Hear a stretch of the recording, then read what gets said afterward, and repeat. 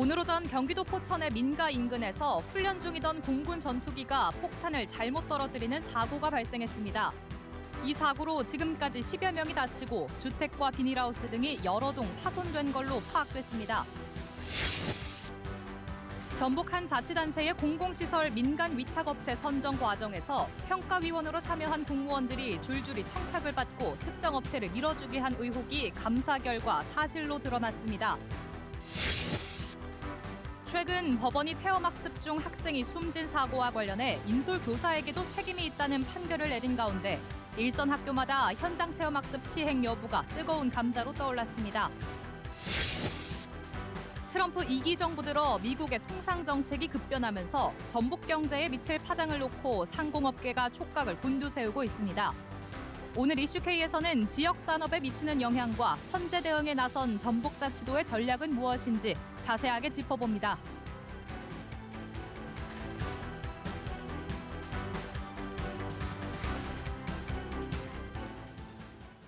시청자 여러분 안녕하십니까? 전북 7시 뉴스입니다. 경기도 포천에서 공군 전투기의 실사격 훈련 도중 민가에 폭탄이 잘못 떨어지는 사고가 발생했습니다. 지금까지 15명이 다치고 주택 여러 동이 파손된 것으로 파악됐습니다. 첫 소식 문예슬 기자입니다. 성당 건물과 민가 사이를 천천히 지나가는 트럭. 갑자기 화염과 연기가 솟구쳐 오릅니다. 경기 포천시 노곡리의 민가에 공군의 폭탄이 떨어진 건 오늘 오전 10시 4분쯤. 주민들은 폭발 직후 쾅 하는 소리와 함께 검은 연기가 피어올랐다고 말했습니다. 비행기가 두 대가 지나가더니 뭐 터졌대. 그 보니까 연기가 쫙 두 군데로 올라오더라고. 흩어진 잔해가 멀리 떨어진 다른 건물의 앞마당까지 날아갈 정도로 충격이 컸습니다. 피해를 입은 민가는 유리창이 모두 깨지고 천장 마감재가 떨어지는 등 심하게 파손됐습니다. 이 사고로 외국인 노동자와 마을 주민, 군인 등 15명이 중경상을 입었습니다. 부상자 가운데 2명은 중상, 13명은 경상입니다. 또 주택 5동과 성당 건물 1동, 비닐하우스 1동, 1톤 화물차 일부가 파손된 걸로 파악됐습니다. 사고 당시 인근에선 공군과 육군이 합동으로 화력 실사격 훈련을 하던 중이었습니다. 경찰은 사고 직후 현장을 통제하고 불발탄 등을 조사했는데 군 당국은 떨어진 8발 모두 폭발해 불발탄은 없다고 밝혔습니다. 포천시는 이재민들이 임시로 묵을 수 있는 숙박시설을 마련하고 경찰은 혹시 모를 치안 공백에 대비해 밤사이 순찰을 강화하기로 했습니다. KBS 뉴스 문예슬입니다. 이번 사고의 원인은 조종사의 좌표 입력 실수로 파악됐는데요. 공군은 사고대책위원회를 꾸리고 정확한 사고 경위와 피해 상황 조사에 나섰습니다. 조혜진 기자가 보도합니다. 오늘 오전 10시쯤 포천의 훈련장 인근에서 발생한 전투기 오폭 사고의 원인은 조종사의 실수로 파악됐습니다. 공군 관계자는 조종사의 진술을 토대로 비행 준비 과정에서 좌표 입력에 착오가 있었음을 확인했다고 밝혔습니다. 그로 인해 폭탄이 목표 투하 지점에서 8km 떨어진 민가와 인근 도로에 떨어졌다는 겁니다. 통상 폭탄 투하 전 육안으로 목표물을 확인하는데 이 역시 제대로 이뤄졌는지 파악 중이라고 덧붙였습니다. 다만 장비 결함 등 2차 원인이 있는지 등도 추가로 조사하고 있습니다. 앞서 육군과 공군은 미군과 함께 연합합동 통합화력 실사격 훈련을 진행 중이었습니다.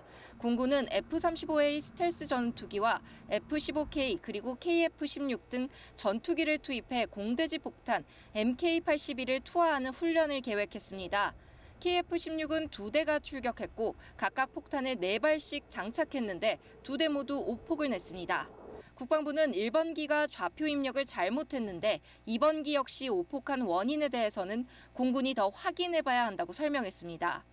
공군은 참모차장을 위원장으로 사고대책위원회를 꾸렸고 사고 경위와 피해 상황 조사에 나섰습니다. 공군 관계자는 비정상 투하 사고로 민간 피해가 발생한 데 대해 송구하게 생각하고 부상자의 조속한 회복을 기원한다며 피해 배상 등 모든 필요한 조치를 적극 시행하겠다고 밝혔습니다. KBS 뉴스 조혜진입니다.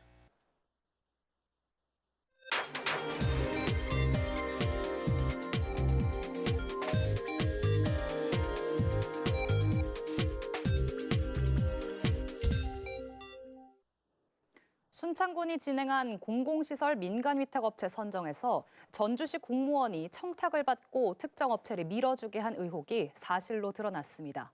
그런데 다른 시군 공무원들도 줄줄이 연루된 사실을 KBS 취재진이 추가로 확인하면서 파장이 커지고 있습니다. 김현주 기자의 단독 보도입니다. 지난해 순창군은 공공하수 처리 시설을 운영할 민간 위탁업체를 선정했습니다. 4년간 지원 사업비는 모두 180억 원 규모입니다. 그런데 업체 평가위원으로 참여한 전주시 한 팀장급 공무원이 입찰 참여 업체 2곳에 청탁을 받고 높은 점수를 준 사실이 확인됐습니다. 업체가 부당하게 선정되는 과정에서 다른 지자체 소속 공무원도 연루된 사실이 확인됐습니다. 정읍시 팀장급 공무원도 특정 업체 측으로부터 부탁을 받고 평가위원이 됐습니다. 특히 이 업체는 해당 공무원에게 우리 회사 제안서에는 표지에 행복이라고 적혀 있으니 높은 점수를 달라고 구체적인 요구까지 했습니다. 김제시 모 공무원도 마찬가지입니다. 역시 업체 부탁을 받고 평가위원으로 참여했고 심사 과정에서 해당 업체 측과 연락을 취하며 지원서 접수 사실과 평가위원 선정 여부 등을 일일이 보고했습니다. 이처럼 여러 수법으로 청탁 의혹과 연루된 공무원들이 특정 업체에 최고점을 주면서 심사 결과는 결국 뒤바뀌었습니다.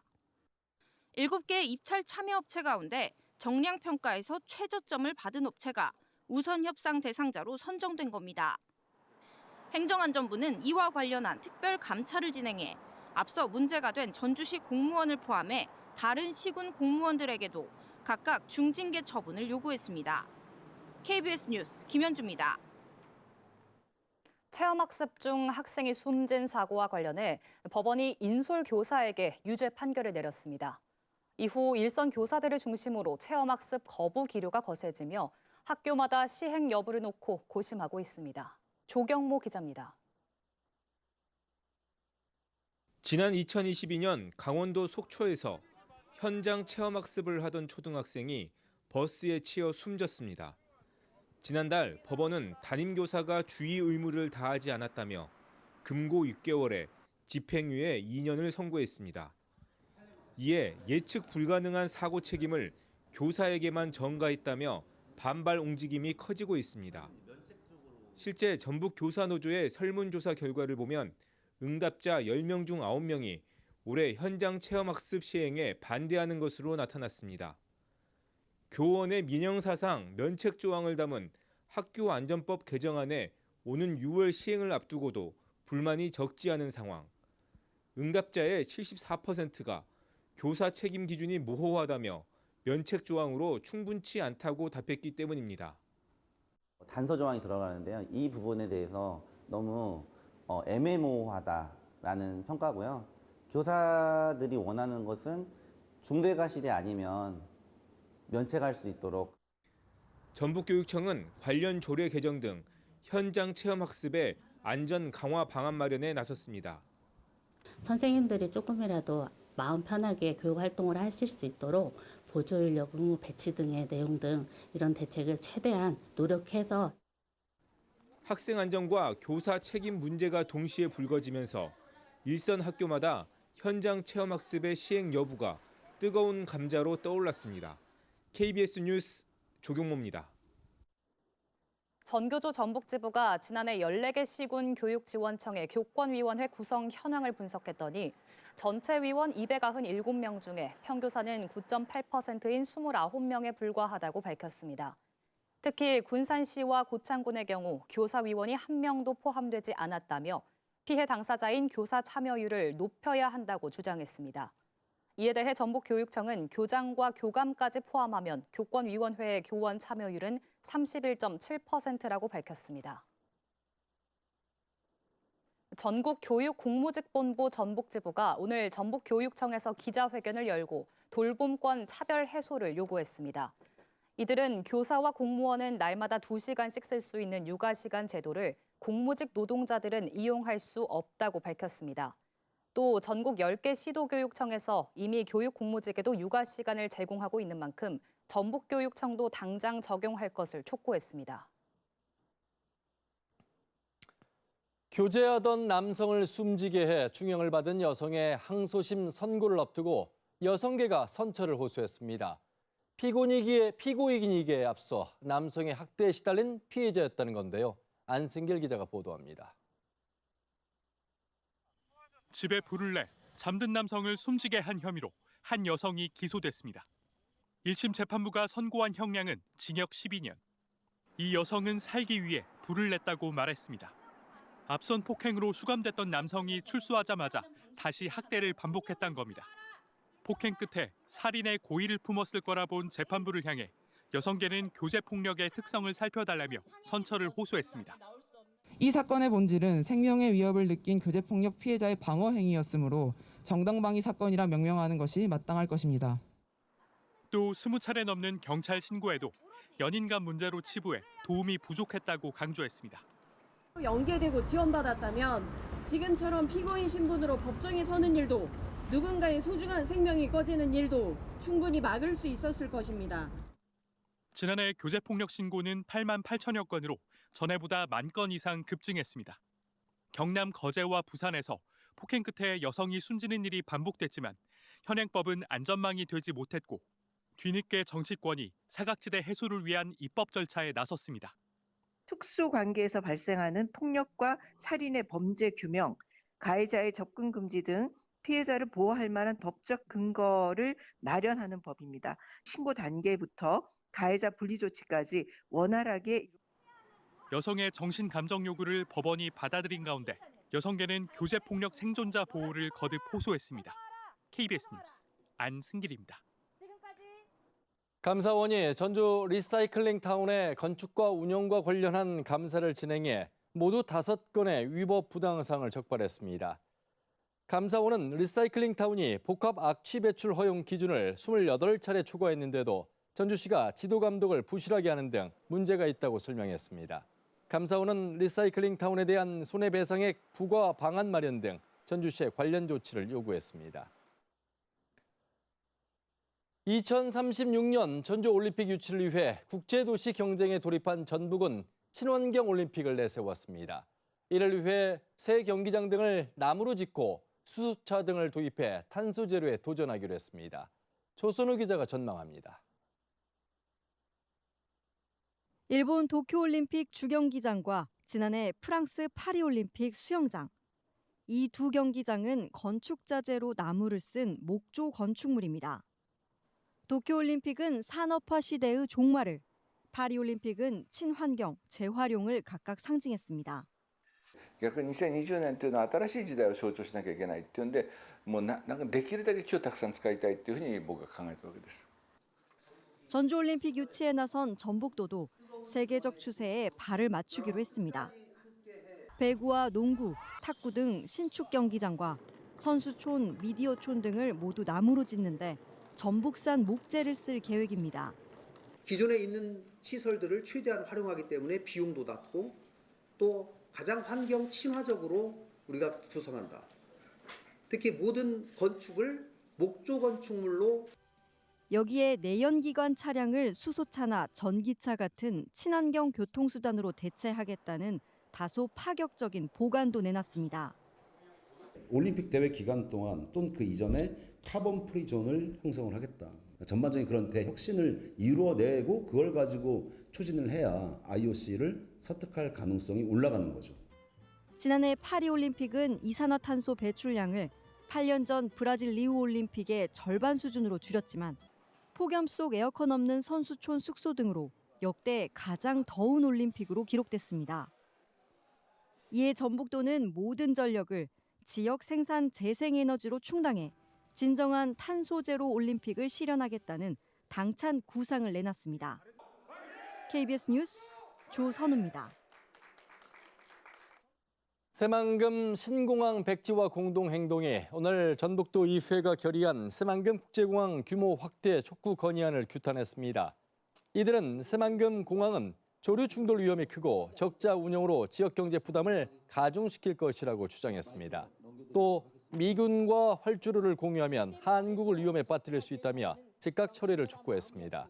이에 대해 전북도 의회는 현재 새만금 공항 계획 규모로는 다른 지방 공항과 비슷한 적자가 예견된다며 대규모 여객 물류 수용과 안전성 확보를 위해 활주로 확대 등이 필요하다는 입장입니다. 1년 넘게 계속된 의정 갈등 사태가 정부의 의대 증원 정책 포기로 가닥이 잡히고 있습니다. 내년도 의대 모집 인원을 증원 전 수준으로 되돌리기로 교육계와 정부, 여당이 뜻을 모았습니다. 내일 공식 발표가 나올 텐데 의료계와 학생들이 화답할지는 미지수입니다. 김성수 기자가 보도합니다. 내년도 의대 모집 인원을 증원 전으로 되돌려야 실마리가 풀릴 거란 목소리는 의대 학장들이 먼저 내기 시작했습니다. 올해 신입생들까지 수업 거부에 동참하자 의대 증원을 대부분 찬성해온 대학 총장들까지 증원 전 수준 복귀로 뜻을 모았습니다. 수업 복귀를 최우선적으로 생각해서 이러한 결단을 내리게 되었습니다. 이런 대학 측 요청에 교육부도 의대생 복귀를 전제로 긍정적으로 화답했고 그간 교육부와 입장차를 드러냈던 복지부도 결국 공감한다는 뜻을 표명했습니다. 여당도 긴급 당정협의를 마친 뒤 타당한 안이라며 호응했습니다. 타당하다고 판단했습니다. 정부와 의료계는 이 건의문 내용을 바탕으로 적극 검토하여 교육부는 내일 각 대학 총장, 의대 학장들과 공동 기자회견을 열고 내년도 의대 모집 인원을 증원 전인 3,058명 수준으로 공식화할 예정입니다. 7,500명인 2사, 2호학번 의대생 교육대책까지 함께 발표될 것으로 보입니다. 정부가 손을 내밀었지만 의료계는 아직 별다른 입장 변화가 없습니다. 의사협회는 여전히 내년도 모집 인원을 논할 시점이 아니다. 의대생들도 당분간은 지켜보겠다는 분위기입니다. 개원 허가제, 인턴 2년제 그런 것들도 전부 다 총회가 돼야 돌아갈 것 같습니다. 대통령실 등 정부 일각에선 이번 결정이 내년도 모집 인원에 한정된 것이라며 실제 정원 감축은 향후 별도 논의가 필요하다는 주장도 나오고 있습니다. KBS 뉴스 김성수입니다.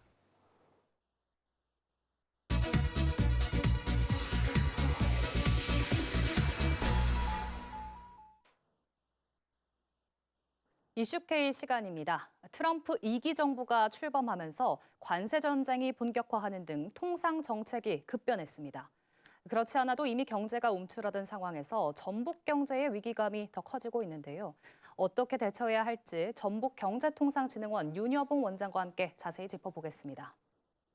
안녕하십니까? 네, 안녕하세요. 예. 그야말로 관세 전쟁입니다. 미국이 관세를 부과하겠다고 예고한 품목은 더 늘고 있는데 전북 경제는 어떤 타격을 받게 될까요? 네, 전북의 24년도 수출 금액이 64억 불이었고 그중에 대미 수출이 12억 불이었습니다. 네.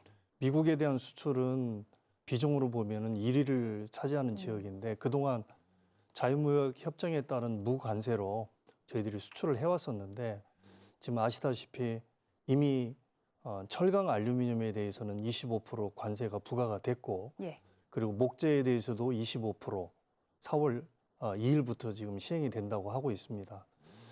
이런 상황에서 지금 전체 우리 전북의 수출 기업수는 489개인데 그중에 중소기업이 369개 업체입니다.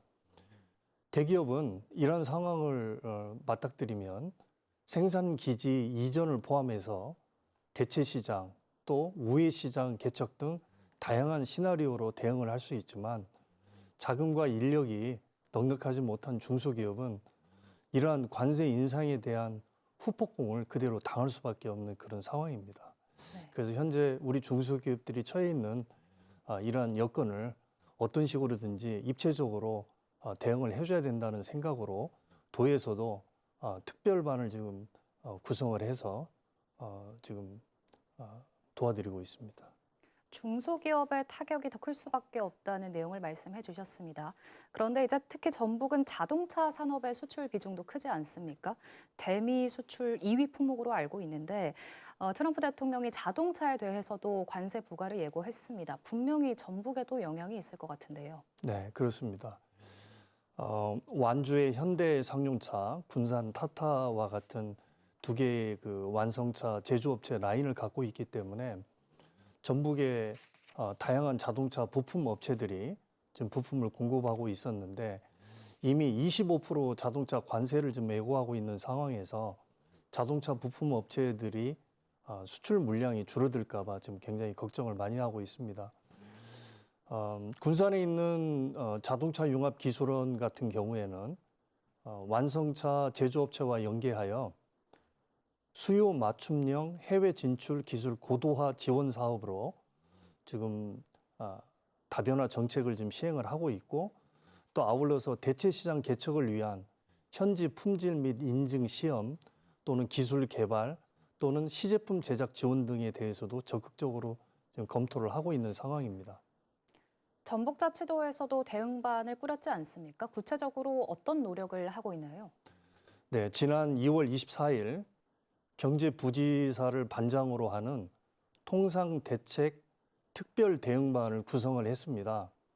도 6개 실국 그리고 12개의 유관기관들이 함께 지금 합류되어 있는 상태이고요. 지난 월요일에는 도지사님을 모시고 주요 수출 기업들과 간담회를 통해 수출하는 데 있어서 애로사항을 청취하고 또 적극적으로 그 애로사항을 해결하기 위한 여러 가지 이제 아이디어와 정책을 제시를 했었습니다. 실질적으로 보면 단기적으로는 저희들이 우회 시장과 대체 시장을 차지해야 되지만 우회 시장과 대체 시장 개척도 역시 무역 델리게이션 파견 또는 박람회 참가 또는 다양한 디자인, 패키징의 변화 이런 것들의 경비가 많이 들어가기 때문에 사실은 도에서 이런 부분을 지원해주는 수출 바우처 제도가 있습니다. 그래서 이거를 적극 활용할 계획이고요. 중장기적으로 보면 결국은 원가 경쟁력을 강화시켜야 됩니다. 그래서 공정 개선이라든가 다양한 구조조정에 따른 일반 그 비지원을 지원하기 위해서 경영 안정자금 지원이라든가 또 그런 것들을 신용보증기금과 함께 도에서도 같이 좀 협의를 해나가고 있습니다. 트럼프의 관세 정책이 꼭 어려움만 예상되는 건 아닙니다. 조선업 활성화를 강조했는데 현대중공업이 있는 이제 전북으로선 하나의 기회가 될 수도 있거든요. 전북이 트럼프 정부에서 반사이익을 누릴 수 있다고 생각되는 분야는 뭐가 있을까요? 그렇습니다. 트럼프 행정부의 관세 인상은 분명히 위험 요인이긴 하지만 또 한편으로는 기회 요인이 있습니다. 조선의 경우에는 미국이 현재 93척의 국적 상선을 갖고 있는데 250척까지 좀 늘리겠다고 했기 때문에 HD 현대중공업은 앞으로도 선박 수주를 더 많이 하게 될 거고, 그에 따라서 군산에 소재하고 있는 우리 전북의 선박 기자재 서플라이 체인에 있는 부품 업체들은 또 그만큼 물량을 많이 공급할 수 있는 기회가 되기 때문에 이 또한 기회 요인이기도 하고요. 또 하나의 기회 요인은 지금 중국 상해에 가면 미국의 아시아 태평양 구매 소싱 본부가 1,200개 정도가 나와 있습니다. 네.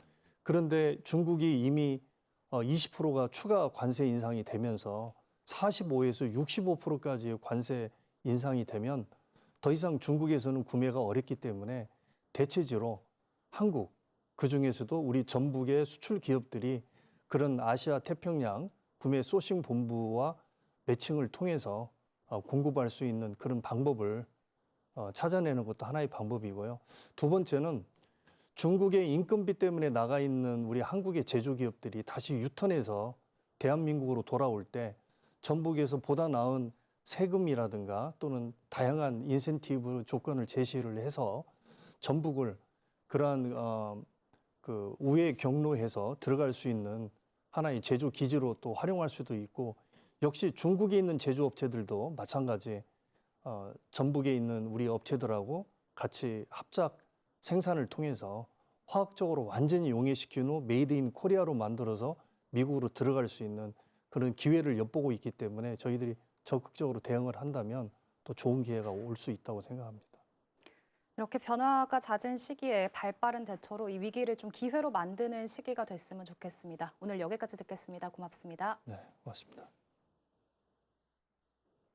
다음 소식입니다. 남원시가 노암동 금암공원을 가족생태 근린공원으로 새 단장했습니다. 순창 장류축제 추진위원회와 재단법인 울주문화재단이 지역축제 활성화 등을 위한 업무 협약을 체결했습니다. 전북의 지역 소식을 이종환 기자가 보도합니다. 남원시가 노암동 금암공원을 야간 경관이 특화된 가족 생태 근린공원으로 재단장했습니다. 지난 2018년부터 사업비 115억 원을 투입해 완주 수계농원으로 옮겨졌던 원불교 남원교당 범종을 다시 설치하고 야간 경관 조명과 생태놀이터, 소나무숲, 데크 산책로 등 다양한 휴식 공간을 조성했습니다. 남원시는 공원 활성화를 위해 인도교를 한파우 유원지와 연결할 수 있도록 올해 무장의 나눔길 공모에 나설 예정입니다. 앞으로도 지속적인 관리를 통해 시민들에게 더욱 쾌적하고 편안한 휴식 공간이 될 수 있도록 노력하겠습니다. 순창 장류축제 추진위원회와 재단법인 울주문화재단이 전통문화교류와 지역축제 활성화를 위한 업무 협약을 체결했습니다. 협약에 따라 양 기관은 전통문화와 지역축제 발전을 위한 공동협력과 문화예술과 관광 콘텐츠 교류, 홍보와 마케팅 지원 등의 사업에 협력하기로 했습니다. 순창의 장류 문화와 울주의 옹기 문화가 만나는 자리입니다. 협약을 계기로 순창 장류 축제가 전통 문화와 예술이 함께 어우러지는 새로운 장이 될 것으로 기대하고 있습니다. 장수근이 유명 트로트 가수로 활약하고 있는 지역 출신 방송인 최재명 씨를 홍보대사로 위촉했습니다. 최 씨는 앞으로 2년간 무보수 명예직으로 군정 홍보에 힘을 보탤 예정이며 장수군은 각종 축제의 홍보 영상 제작과 사진 촬영 등 전국적인 홍보 활동에 나설 계획입니다. KBS 뉴스 이종환입니다.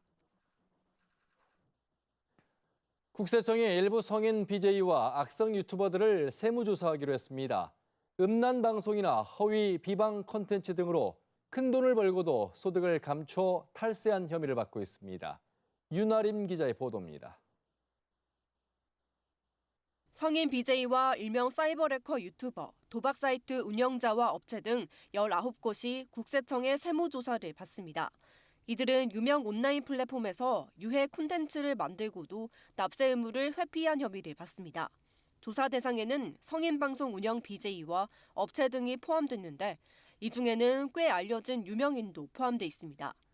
이 BJ는 자신의 방송에 출연한 BJ에게 거액의 출연료를 준 뒤 일부를 돌려받는 방식으로 소득을 축소했습니다.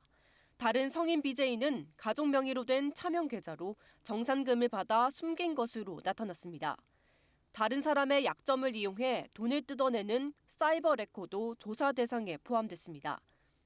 이들은 구글이나 페이스북에서 해외 돈으로 받은 광고 수익을 축소해 신고한 것으로 파악됐습니다. 또 세금을 줄이기 위해 가족 등으로부터 용역을 받은 것처럼 위장하기도 했다고 국세청은 설명했습니다. 사이버 도박 사이트 운영자에 대한 세무조사도 진행됩니다.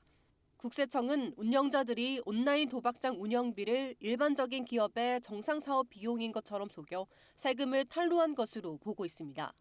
국세청은 콘텐츠 업자들의 성실 신고 여부를 확인하기 위해 엄정히 추진하겠다고 밝혔습니다. 또 국세청은 필요한 경우 확정 전 보전 압류를 통해 세금을 받을 계획입니다. KBS 뉴스 윤아림입니다. 노인복지단체로 위장해 노인들에게서 가입비와 회비 명목의 돈을 뜯으려 한 사기 시도가 적발됐습니다. AI 복제 기술로 실제 방송된 뉴스 영상을 감쪽같이 짜깁기해 홍보에 악용했습니다. 어떤 점을 주의해야 하는지 박찬 기자가 전해드립니다. 노인 빈곤율 문제를 다룬 지난 1월 KBS 뉴스입니다. 실제 방송 영상입니다. 특히 진료비와 간병비는 큰 부담이 되고 있습니다. 그런데 뉴스 말미에 특정 단체 이름을 언급하며 혜택이 크다고 강조합니다. 이 부분은 조작된 영상입니다. 공공조합원 제도를 운영하는 대한노인지원협회는 조합원들에게 생활비, 문화생활비, 의료비 지급, 취업 우대 등 다양한 혜택들을 뉴스에 소개된 공신력 있는 복지단체인 것처럼 위장하려는 시도입니다. 칭찬 위주의 가짜 댓글도 동원해 노인들을 속이려 했습니다. 이들 일당은 노인단체를 표방한 사이트를 개설하고 공공예탁금 명목으로 돈을 놓으면 매달 높은 이자를 준다고 홍보했습니다. 전형적인 유사수신 수법이지만 믿음을 사기 위해 KBS와 MBC 등 지상파 뉴스를 짜깁기한 점이 특이했습니다. 수상함을 눈치챈 한 시민의 제보로 일이 적발됐습니다. 어머니가 퇴사하시고서 목돈 있는데 찾아보다가 그 글을 봤거든요. 이게 진짜 맞는지 이상해가지고. 금융감독원은 소비자 경보를 발령했습니다. 정부 복지 포털을 통한 복지사업 홍보만 믿고 이용하라고 당부했습니다. 원금 및 고수익을 보장한다면 사기를 우선 의심하시고 정부의 모든 복지 서비스는 복지로에서 우선 확인해 주시면 됩니다. 인터넷 홈페이지 주소가 or.kr이나 go.kr로 끝나는지를 확인하는 것도 피해 예방 요령입니다. KBS 뉴스 박찬입니다. 기업 회생 중인 홈플러스의 납품업체들이 잇따라 납품을 중단하고 있습니다. 일부 입점업주들은 실제 영업대금을 받지 못한 상태인데요. 협력업체의 피해 우려가 커지고 있습니다. 류란 기자가 보도합니다. LG전자는 오늘부터 홈플러스에 납품하던 제품 출하를 일시 정지했습니다. 동서식품과 롯데웰푸드, 오뚜기 등도 납품을 중단한 것으로 확인됐습니다. 업체들은 홈플러스가 대금 지급 계획을 정확히 밝힐 때까지 납품을 중단한다는 입장입니다. 다른 업체들도 상황을 주시하고 있다고 밝혀 납품 중단 업체는 늘어날 수 있습니다. 실제로 대금 지급의 지연도 확인되고 있습니다. 홈플러스 푸드코트에 입점한 업체들은 지난 1월 영업대금을 받지 못했다고 밝혔습니다. 연휴 기간을 고려해도 이달 4일쯤에는 1월 영업대금이 정산돼야 하는데 입금되지 않았다는 겁니다. 홈플러스 측은 대금 지급이 밀린 게 맞다며 법원의 허가를 받아 1월 미지급 대금을 다음 주까지 변제하겠다고 밝혔습니다. 최근 홈플러스는 연중 최대 할인 행사를 진행하며 평소보다 3배 정도 많은 납품을 받은 것으로 알려졌습니다. 하지만 미지급된 납품 대금 등 정확한 상거래 채권 규모는 밝히지 않고 있습니다. 홈플러스는 회생을 신청하기 직전까지도 기업 어음과 전자단기 사채를 발행해 개인 투자자들의 손실 가능성도 제기됩니다. KBS 뉴스 류란입니다.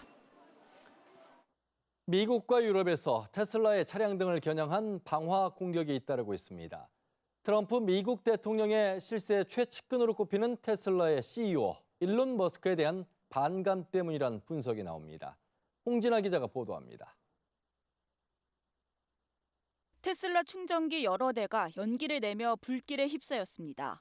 현지 시각 3일 새벽 미국 보스턴 외곽의 쇼핑센터 테슬라 충전소에서 불이 났습니다. 불을 끄는 사이 인근 다른 충전소에서 또 불길이 치솟았습니다. 충전기 7개가 타버린 이 화재, 당국은 의도적 방화로 보고 있습니다. So at this point, it does appear to be suspicious. It does appear to be a set fire. We have no indications of what the motivation may or may not have been. 지난달 27일에는 덴버에서 테슬라 매장 외벽에 낫이라고 쓰고 방화를 시도한 40대가 재판에 넘겨지기도 했습니다. 테슬라를 겨냥한 이런 사건의 배경엔 트럼프 행정부의 실세, 테슬라 CEO 일론 머스크에 대한 반감이 있다는 분석이 나옵니다. 머스크는 미 정부 효율부 수장을 맡아 연방 기관들의 대규모 인력 감축, 예산 삭감을 주도하고 있습니다. Which is headed by Elon Musk, who is in the gallery tonight.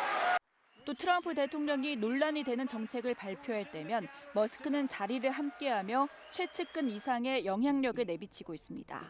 And I've seen cartoons like this that Musk is pulling the strings and that Trump is a puppet. 머스크는 미국 밖에선 유럽의 극우 성향 정당들을 공개 지지하며 정치적 힘을 과시하고 있습니다.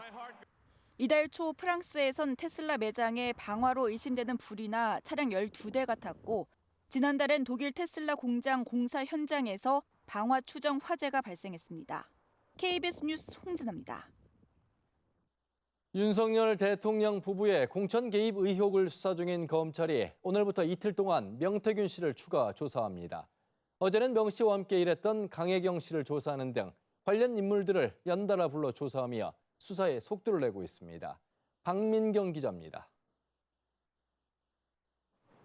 서울중앙지검 명태균 의혹 전담수사팀이 창원교도소에 구속수감 중인 명태균 씨를 약 일주일 만에 다시 불러 추가 조사하고 있습니다.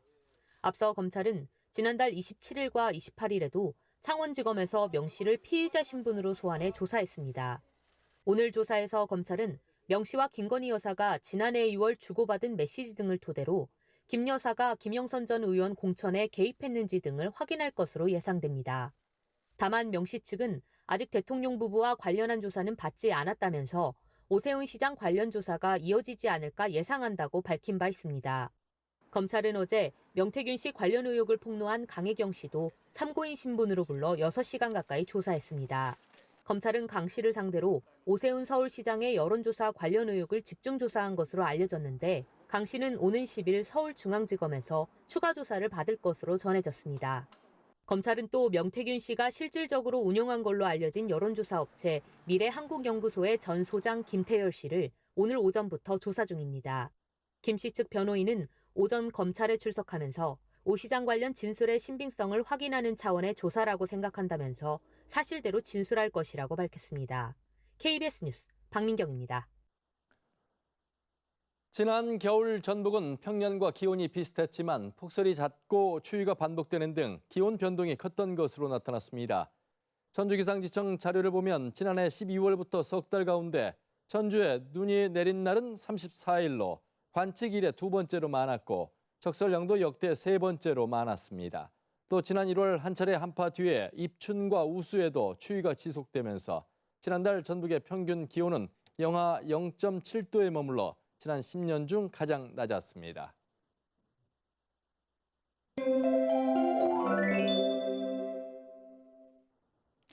오늘 밤부터는 국외 미세먼지가 유입되면서 공기질이 탁해지겠습니다. 내일도 대기 정체로 인해 미세먼지가 나쁨 단계까지 오르겠고요. 주말인 토요일엔 하늘이 흐린 가운데 아침부터 오후 사이 5mm 미만의 비가 예상됩니다.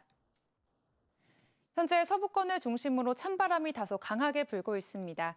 내일 바람은 잦아든 가운데 아침에 전주가 영하 2도로 다소 쌀쌀하게 출발하겠고요. 낮 기온은 10도를 웃돌면서 예년 초봄 날씨가 예상됩니다. 주말엔 낮 기온이 평년 기온을 웃돌면서 더 포근해지겠고 일교차가 크게 벌어지겠습니다. 내일 하늘엔 구름이 많겠습니다. 정읍과 고창의 아침 기온이 영하 3도를 보이겠고 한낮 기온은 11도 안팎까지 오르겠습니다. 동부권은 순창과 남원이 영하 4도에서 출발해서 11도까지 오르겠습니다. 내일 오전까지 파도가 최고 3.5m로 높게 일겠습니다. 다음 주엔 한층 더 온화해진 봄 날씨가 예상됩니다. 날씨였습니다. 최근 현장 체험 학습 중 학생이 차에 치여 숨진 사고와 관련해 담임 교사에게도 책임이 있다는 법원 판결이 있었죠. 이후 현장 교사 상당수가 현장 체험 학습 폐지를 주장하고 있다는 교원단체 여론조사 결과가 잇따르고 있는데요. 현장 체험 학습이 학생들에게 필요한 교육 활동이라는 점은 누구도 부정하긴 어려울 겁니다. 구덕이 무서워서 장도 못 담그는 현실이 되지 않도록 교사 부담을 덜면서도 교육 활동도 놓치지 않는 이런 대책을 먼저 고민해야 하겠습니다. 7시 뉴스를 마칩니다. 시청해주신 여러분 고맙습니다.